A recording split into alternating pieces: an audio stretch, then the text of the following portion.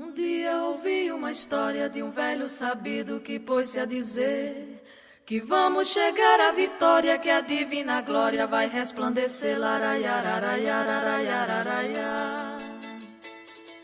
A história ainda dizia que a gente devia era se unir, com garra combater a morte e a lei do mais forte que manda aqui. Laraiararaiararaiararaiá. Cantiga tem verso e viola que anima e consola também quem chorou. Em toda festa de terreiro tem um violeiro que ao povo alegrou. Laraiararaiararaiararaiá. Eu canto é pra minha gente teimosa e valente que não se render.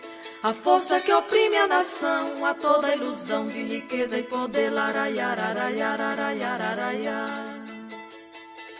Termino a história cantada, se fosse falada iria abusar.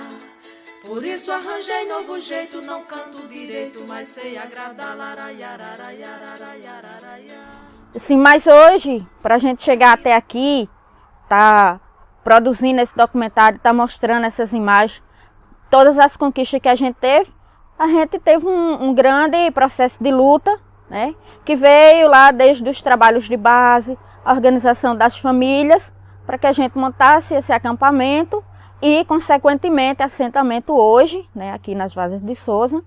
Então, assim, foi um longo processo, muita resistência. Quando a gente ocupou a terra, a gente veio para um acampamento, né, Emiliano Zapata ali. Então, aqui era a área que pertencia a outra comunidade aqui, a CPT, né? Então, como era uma área de 1.007 hectares, então são 141 famílias, então para completar a área a gente foi convidado, a CPT convidou 48 famílias para completar as famílias, né, para a gente ocupar essa área, que era uma luta deles de 7 e 8 anos atrás, né? Aí a gente foi. Eu vim da cidade de Souza, no bairro da periferia de Jardim Brasília, em qual as meninas fazendo trabalho de base. Então eu comecei a assistir às reuniões e foi me interessando, no qual hoje estou aqui. Eu era um comerciante, tinha um comércio na época, mas a gente faz as coisas de acordo com o que você gosta, né? Eu era comerciante, mas não gostava do comércio. Eu fui criado sempre morando em bairros afastados da cidade, que a nossa família sempre gostava de criar gado, criação, porco, essas coisas. Então, isso aí eu fui criado dessa maneira. Então, eu quero isso para mim também, né? Lá eu vim de São José do Peixe, atrás de um amigo meu, vim morar no Curralinho com o Luiz Carro. Morei 4 anos de morador e vinha sair para morar aqui no Diamante com o Luiz Alberto. Aí ele disse, não, vocês vão fazer assim, eu arrendo lá com você. Ele disse, não, eu não posso não. Então vem aqui no sábado que nós conversa. Aí eu fui no sábado lá, ajeitei e arrendei com ele. Aí fiquei por 5 anos morando de arrendado, né? Aí um amigo meu, ele é assentado aqui também, ele esteve por lá, pescando lá no açude, passou uns dias um mês sem ir. Aí eu disse, seu Francisco, o senhor tá morando aonde agora? Eu estou lá no assentamento, vai sair umas terras lá. Eu disse, rapaz, se eu conseguisse uma terra também lá, eu ia morar. Tu ia mesmo? Isso ia. Depois vou falar com uma pessoa lá. Aí veio pra cá e falou com Cicinha. Aí Cicinha, diga ele que vem aqui. Aí eu vim, aí quando cheguei lá na casa de Del, um amigo da gente também, aí Cicinha estava lá. Aí ele disse, olha, o senhor tem 15 dias para o senhor fazer o barraco e tá aqui. Está bom. Aí deixei de fazer lá em São Luís, no mesmo dia, passei lá em São Luís, não tinha dito ele ainda. Aí, seu Luiz, tô indo embora. Isso por quê? Isso foi que houve? De uma hora para outra. Aí disse, não, porque surgindo uma terra lá no assentamento e eu vou ter que ir para lá. Isso é, eu sei quem sabe. Se você acha que lá é bom para você, é melhor que lá, eu sei quem escolhe. Aí eu vou para lá. Aí vim, aí dentro de mais ou menos 20 dias, aí fiz tudo. Trouxe a madeira de lá, fiz o barraco, vim morar na boa. Quando eu cheguei ali, disse, agora graças a Deus eu vou morar no que é meu. Pensando, nem era ganhar da terra, mas eu já tinha a terra já estava ganha, eu pensava, né? energia não tinha, tava só os postos. Aí quando foi mais ou menos quase 2 meses, tava energia, aí começou a melhorar. Aí quando saiu o primeiro crédito, uns compraram gado, um garrota, uma coisa assim, outro compraram burro. Aí eu perguntei se podia comprar arame, porque já tinha saído das terras, disse, pode. Aí comprei 7 bolos de arame, 7 rolas de arame. Rolei, sequei o lote. Aí vim, a primeira pessoa que vim pra cá morar aqui foi eu, aqui dentro do lote. Eu disse, saiu as terras, eu vim atrás ganhar a terra. Já daquele mundo atrás ganhar a terra, saiu a terra, minha terra não é aqui, na beira da pista. É lá, então eu vou pra lá, vim pra cá. Pô, você é doido de ir pra lá, sem ter energia, sem ter estrada, não, aí vim com tudo. Nós vivíamos na cidade, né? Nós morávamos na capital. Aí chegamos aqui, conseguimos conquistar essa área, né? E para poder sobreviver aqui dentro, que a gente achava melhor morar no sítio do que na cidade grande, né? Pelo sossego, a moradia, o viver é melhor, entendeu? Então a gente sempre, o sonho da gente era morar no sítio, né? Que a realidade não é só da gente, é de várias pessoas, né? Que é uma vida melhor, né? Mais saudável. Porque na cidade grande é totalmente diferente. E aqui você ensina seu filho na agricultura, então ele vai gostando mais do que a gente vai fazendo, vai ensinando a ele. E na cidade grande é totalmente diferente, né? Aprende mais outros tipos de coisas que não tem nada a ver com a gente aqui, o trabalho da gente. E a gente nasceu mais assim, no trabalho, então tem que ensinar os filhos da gente o que é o trabalho, onde é que sai o pão de cada dia, né? Então ele tem que, para isso ele tem que aprender e trabalhar. Para dar valor o suor da gente, né? A luta não parou com a conquista da terra, porque as dificuldades maiores elas vêm se apresentando agora. Porque não basta você só conquistar a terra, você precisa de apoios que garantam a sua permanência nessa terra. E para isso o governo não dá investimento, não libera créditos. A gente está aqui desde 2011, recebemos a emissão de posse, mas até agora a gente não recebeu nenhum crédito que garanta que a gente produza com qualidade, que a gente possa viver com dignidade. E o pouco que a gente produz, a gente vem produzindo do bolso, com recursos próprios, o mínimo que a gente consegue garantir, trabalhando fora, um dia de serviço a um, a outro, né? Um serviço de pedreiro, que muitos aqui têm outras profissões também, não são apenas agricultores, porque precisa ter essa sobrevivência, garantir o sustento da família. E assim, aí a gente vem improvisando para produzir. A gente está precisando do apoio da execução do nosso projeto aqui, né? Que a gente aqui não tem um projeto de irrigação instalado aqui no nosso lote. Então, para isso, nós trabalhamos através de uma gambiarra de água, feita por conta própria da gente. Então, não é o suficiente para a nossa demanda de trabalho aqui no nosso lote. Se nós tivéssemos mais uma rede de irrigação melhor, para ter mais umas plantações maior. E aqui hoje a dificuldade é mais essa, né? Que a gente não tem água suficiente para a gente trabalhar. Aí é pouca demais a água. Estamos esperando aí o que vai acontecer com o encaminho do Estado, né? Para ver se a gente consegue uma irrigação melhor para aqui, para a gente produzir melhor, né? Por isso que está sendo cada vez mais. Por enquanto ainda é pouco ainda que a gente está produzindo, porque não tem água suficiente. Os projetos é pouco ainda aqui dentro, entendeu? Tudo é a gente que comprou e a gente fez até a tomada de água que fica aqui do outro lado da pista, que o governo instalou, né? Mas o resto de lá para cá, a encanação, tudo, foi a gente que colocou do bolso da gente. A gente comprou cano, comprou mico, mangueira e fizemos irrigação. Por isso que é pouco a produção da gente, por causa disso, que é muito caro e a gente não tem o dinheiro suficiente para poder investir geral, né, na produção que a gente quer. Quando nós ganhamos essas terras aqui, ficou de concluir o projeto, aí não concluiu. Já passava a encanação, já passava na beira da pista. Aí nós só botamos a peça lá na beira da pista e botamos a água. Porque a água aqui era só para o consumo, mas nós, mesmo assim, plantamos uma bolinha de banana para sobreviver dela, não tem outro meio. Pelo menos um empréstimo assim, do governo, um empréstimo para a gente poder comprar um sistema, né? Que a gente estamos sem condição, sobreviver disso. Mas aí estamos sem condição de comprar um sistema para aumentar a outra área, né? Primeiro, a água nós temos aqui, nós temos um grupo de 11 pessoas para botar água, né? É pouca água. Um cano de 75 para 11 pessoas.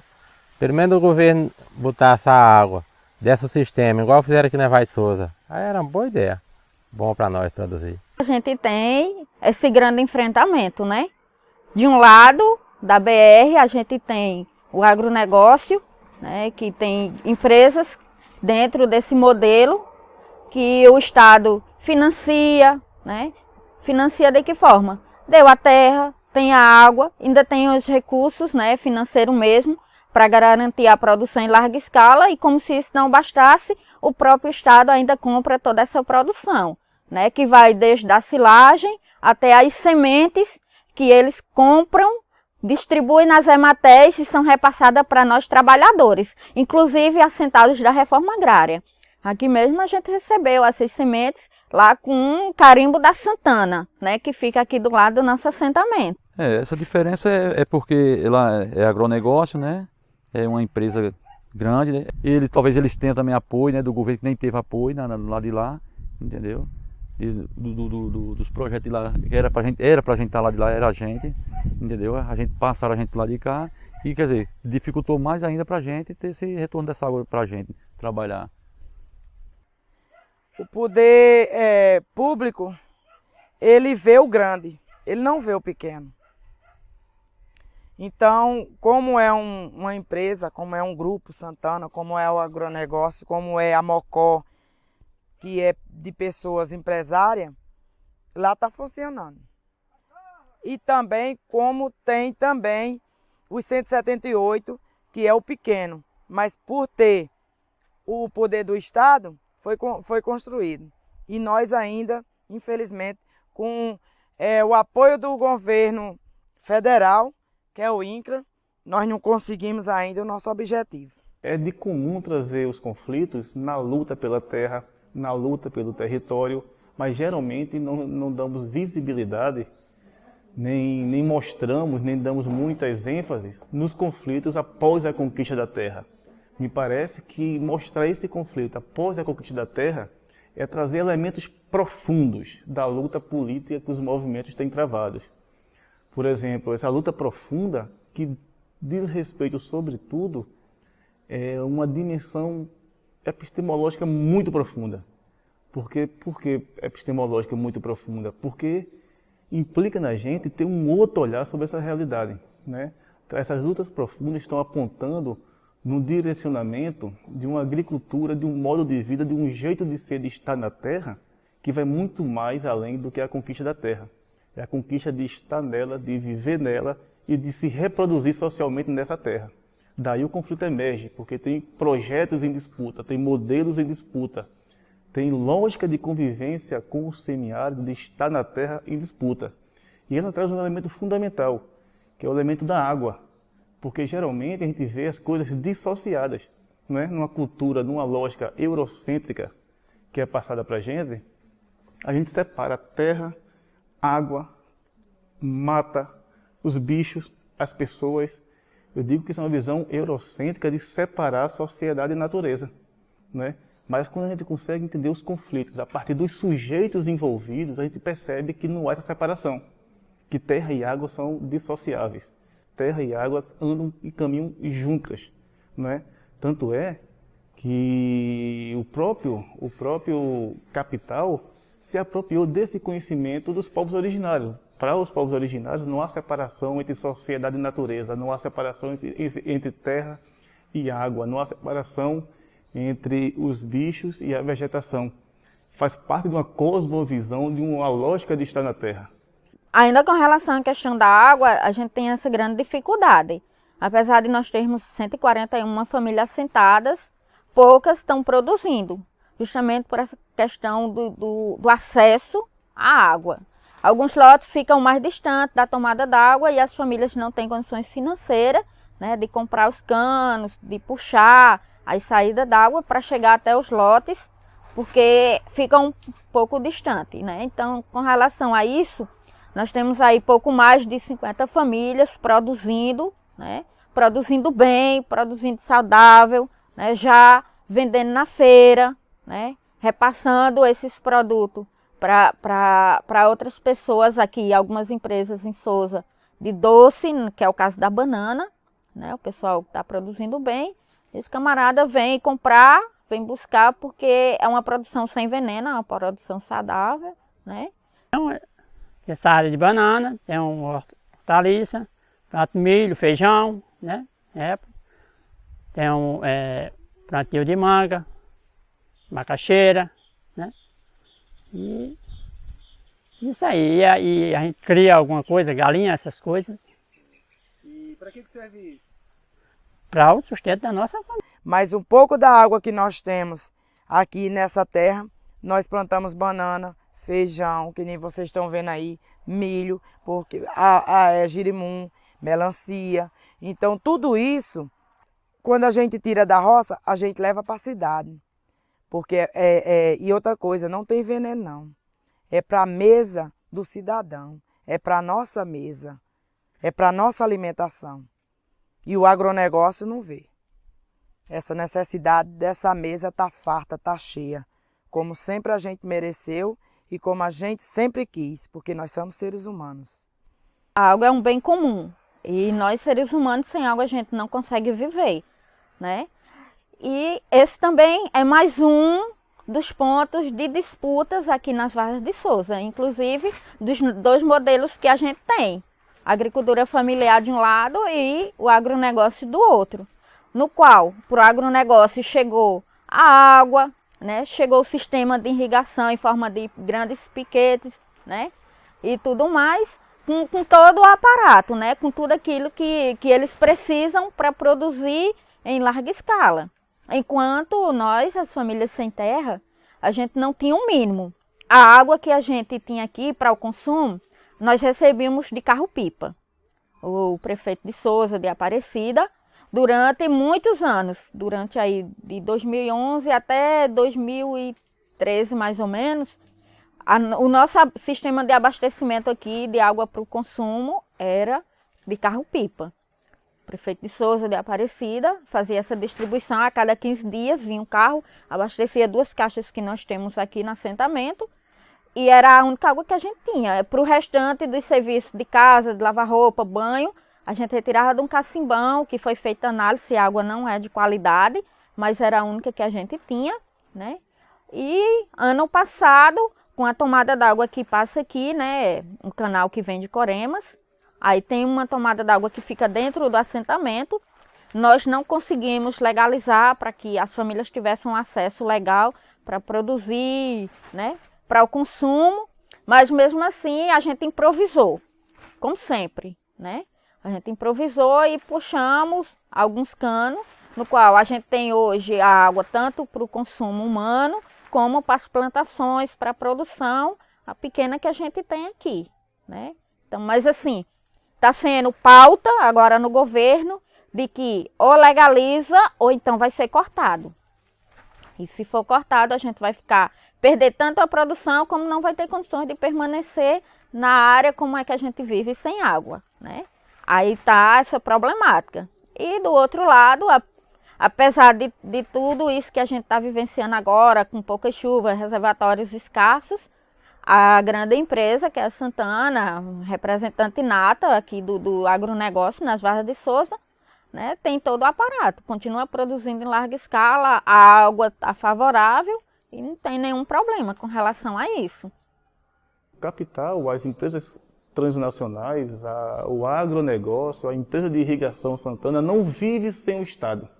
Ele depende do Estado para viver. Os silos, as plantações, a irrigação, todo o financiamento que chega para a empresa e do outro lado uma agricultura camponesa com gente, com povo que conquistou a terra, mas não tem um crédito ainda. Então nesse jogo, nesse cenário, nesse conflito, o Estado tem lado. O Estado optou pelo lado do agronegócio.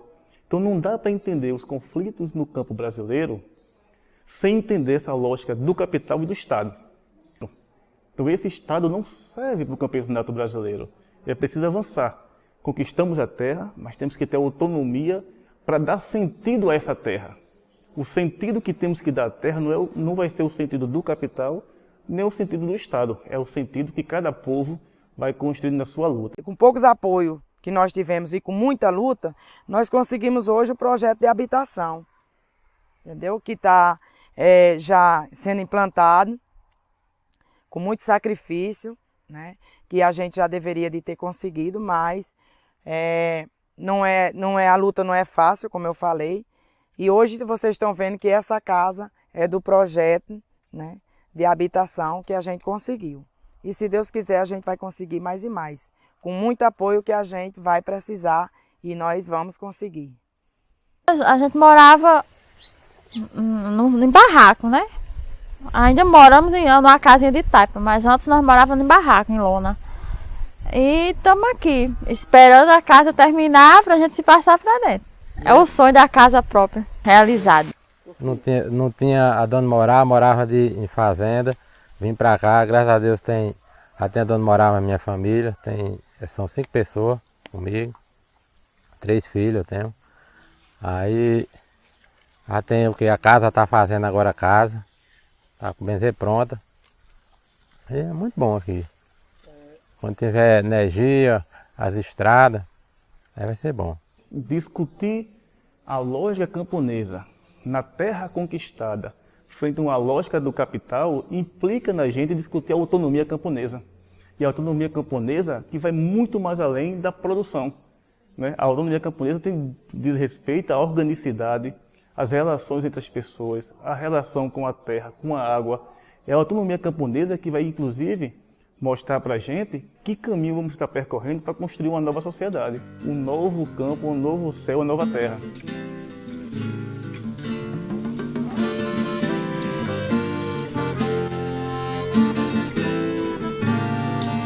O sertão é sol, o sertão é luz, o sertão é som, o sertão seduz. O sertão é céu, o sertão é chão, sertão é povo, sertão de novo. A seca castiga, mas também ensina a que se aprender a viver no clima. Como dizia aquele poeta, o Patati, Vassaré do sertão, nordestino sim, nordestinado não. Nordestino sim, nordestinado não. Porque o sol que castiga é o mesmo sol que gera vida. Porque o sol que castiga é o mesmo sol que gera vida.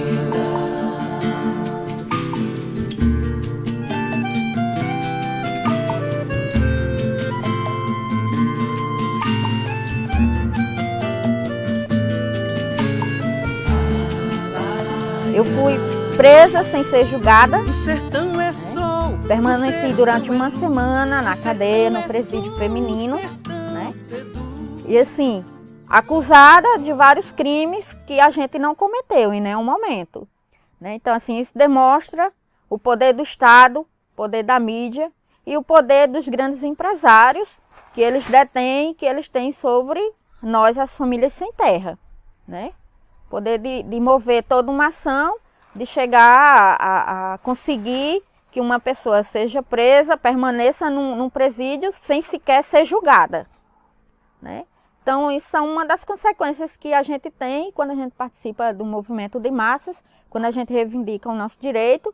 Mas, assim, que para mim serviu como aprendizado, eu saí fortalecida, e exemplo disso, estou aqui contando a história, produzindo esse documentário, dizendo que algumas coisas na vida da gente são necessárias para que a gente tenha as vitórias. E para mim conseguir parte das vitórias que eu tenho hoje, né, como graduada, assentada e me especializando futuramente, né, esse foi uma das coisas que tiveram que acontecer. E que nós, militantes, integrantes do movimento, a gente não consegue se livrar, né, porque o aparato do Estado é forte, né? Eles têm poderes, e assim, nós somos, apesar de ser maioria em quantidade, mas em termos de recursos, né? E tudo a gente infelizmente não tem. Então o Estado é que manda, o Estado é que determina, e o judiciário cumpre, né? E quando é para punir sem terra, eles não medem distância, né? Então foi o que aconteceu, mas assim, agora está tranquilo, né? Passei pelo processo, fiquei uma semana na cadeia e tudo, mas aí tinha o pessoal do movimento, a ouvidoria do INCRA estava fazendo assistência, né? E aí o pessoal conseguiu se mobilizar e não ficamos muito tempo, porque a gente sabe que quando eles conseguem pegar um sem terra para sair, demora um pouquinho, né? Mas eu tive um pouco de sorte, né, nesse sentido. E a gente está aí, tocando o barco, continua fazendo luta, né, continua na resistência e a gente não desiste nunca. Sertão é som, o sertão seduz. O sertão é céu, o sertão é chão, sertão é povo, sertão de novo. A caatinga dorme, a caatinga não morre. Há que se aprender com os mistérios da vida. Como dizia esse próprio poeta, é pelo avesso que se vê o sertão. É preciso olhar pelo coração, é preciso olhar pelo coração.